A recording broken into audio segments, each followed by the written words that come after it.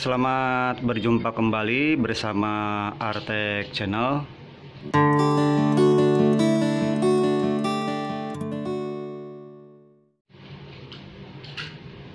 Oke teman-teman, kali ini saya akan coba review ya sebuah solar charge controller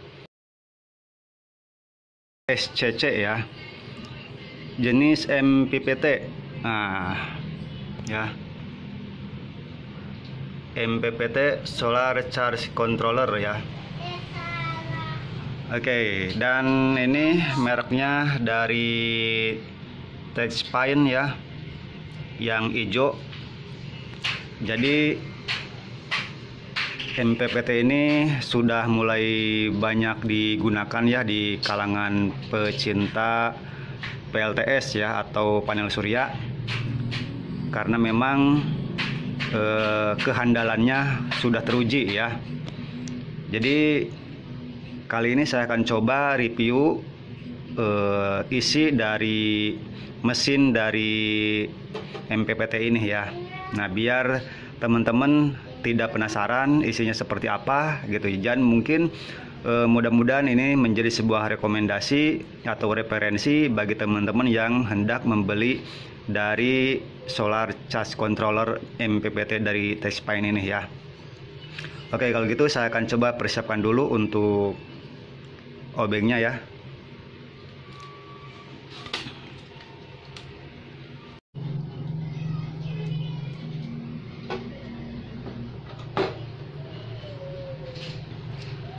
Nah, untuk tampilan dari depan ya seperti ini. Di sini ada tombol menu, layar LCD ya.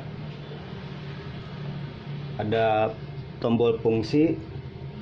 Ini panah ke bawah untuk pilihan atas, bawah ya, dan ini untuk escape ya, keluar.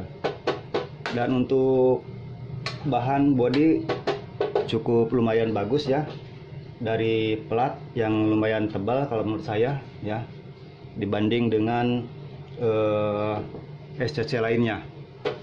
Dan di sini ada terminal buat panel suryanya ya. Kemudian di sini terminal buat baterai, dan di sini terminal buat beban. Jadi masukin kabelnya dari sini ya, dari bawah. Di sini untuk masukin obeng ya, untuk mengencangkan atau memasukkan mengencangkan baut ya ketika kabel dimasukin dari sini ya. Ini cukup lumayan besar ya untuk terminalnya. Jadi bisa menggunakan sampai ukuran kabel 25 mm kayaknya, bahkan lebih ya. Oke, di sini ada pot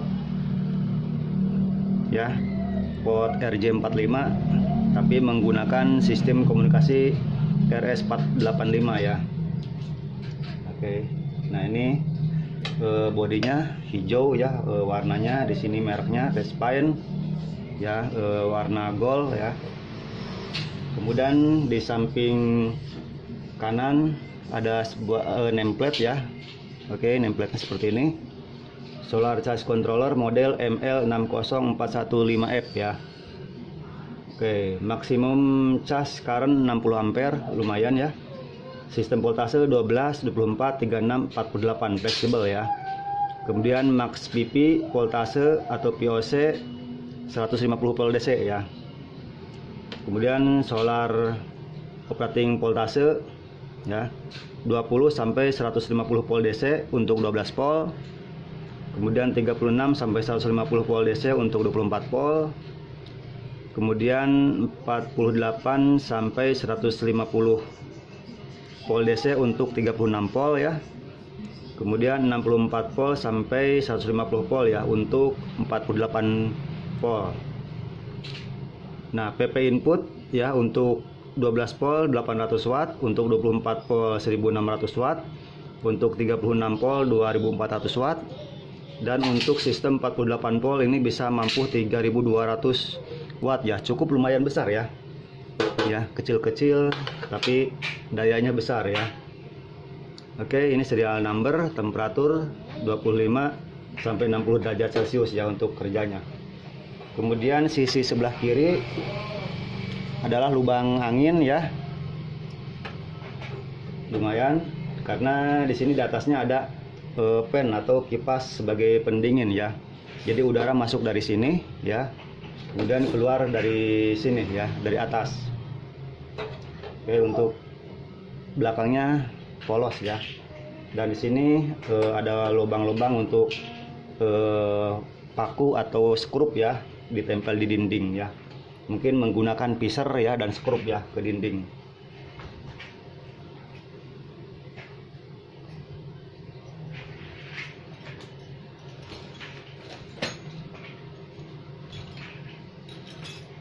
Oke, kalau gitu kita akan coba lihat isinya ya seperti apa.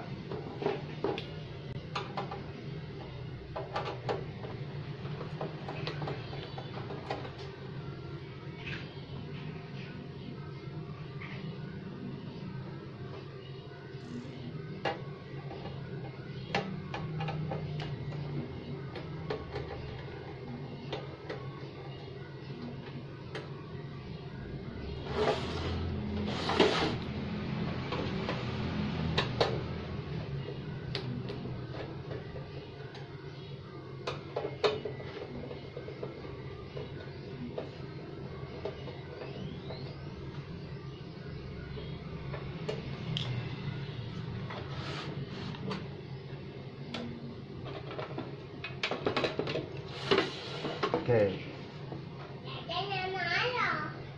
Nah, ini isinya ya, isi dalamannya.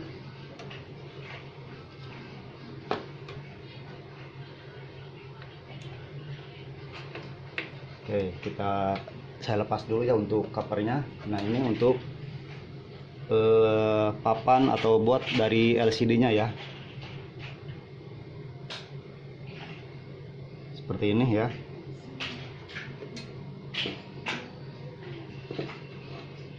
Oke, kita lihat dalamannya seperti ini ya. Nah, di sini ada 3 buah induktor ya, sebagai pemroses utama ya, perubah dari TV atau dari panel surya menjadi tegangan DC baterai ya. Dan kalau kita perhatikan, ketiga induktor ini cukup lumayan lebar ya dan besar. Dan ini untuk kabelnya 1 2 3 4 lembar ya. 1 2 3 4 ya, 4 lembar di paralel ya setiap induktornya ya, untuk kawatnya. Dan untuk perit core-nya ya, di sini menggunakan 2 perit ya, di double. Jadi ini sangat lebar ya, jadi cukup bagus ya.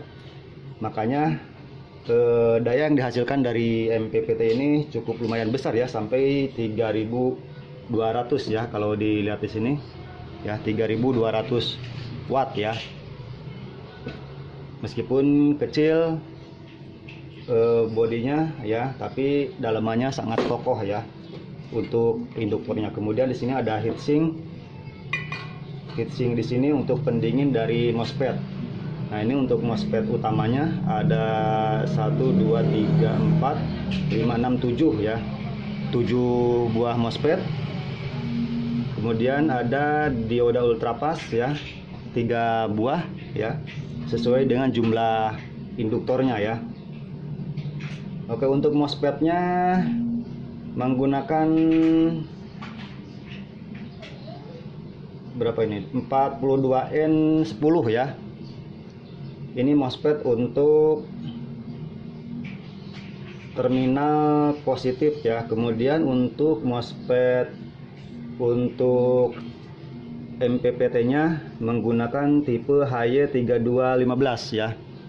Nah, HY3215. Oke, semuanya ketiga-tiganya menggunakan HY3215 ya.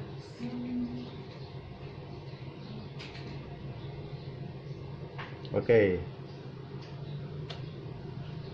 Jadi untuk 1 2 3 4 5, nah kelima MOSFET yang ini menggunakan 3HY3215, kemudian MOSFET yang dua ini menggunakan 42N10 ya.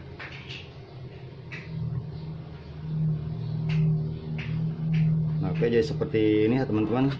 Nah, di sini terminalnya cukup lumayan besar ya. Nah, di sini ada sebuah relay dengan kemampuan arus 80 ampere ya untuk relaynya. Kemudian di sini untuk prosesornya ya. Ini prosesornya tidak terlihat karena terhapus ya. Untuk prosesornya ini tidak terlihat ya teman-teman. Kemudian di sini ada 1 2 3 4 5 6 7 buah IC op-amp ya. Jadi di sini untuk pengaturan tegangan, pengaturan atau untuk mengukur arus ya. Ada IC komparator. Kemudian di sini ada IC ini note ya, logic note ya. Kemudian ini IC tegangan, penurun tegangan ya. Oke, dan seperti itu ya teman-teman.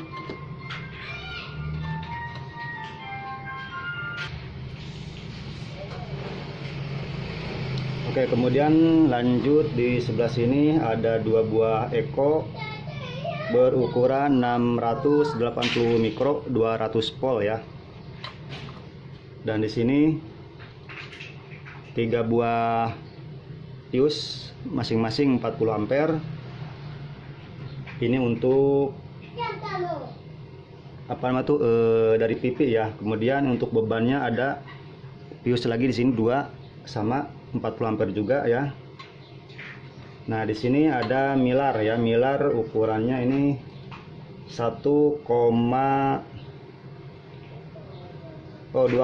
mikro ya. Oke, kapasitor 2,2 mikro ya. Ada 3 buah juga. Nah, oke, teman-teman, jadi seperti ini ya. Jadi cukup lumayan, ini induktornya besar juga ya.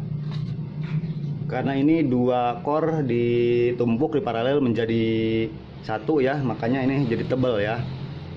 Oke, berbeda dengan MPPT model lain atau jenis merek lain, core-nya hanya menggunakan satu cincin ya, atau satu toroid ya untuk masing-masingnya. Tapi ini menggunakan dua core ya di paralel ya, sehingga arus yang dihasilkan cukup maksimal ya.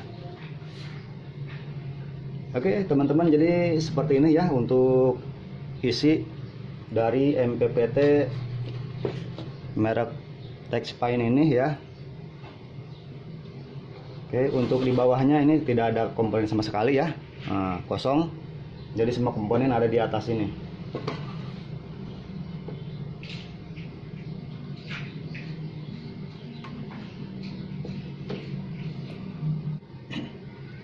Nah, jadi seperti itu teman-teman ya. Jadi sekarang saya akan tutup lagi ya, pasang lagi untuk covernya. Oke, seperti ini ya.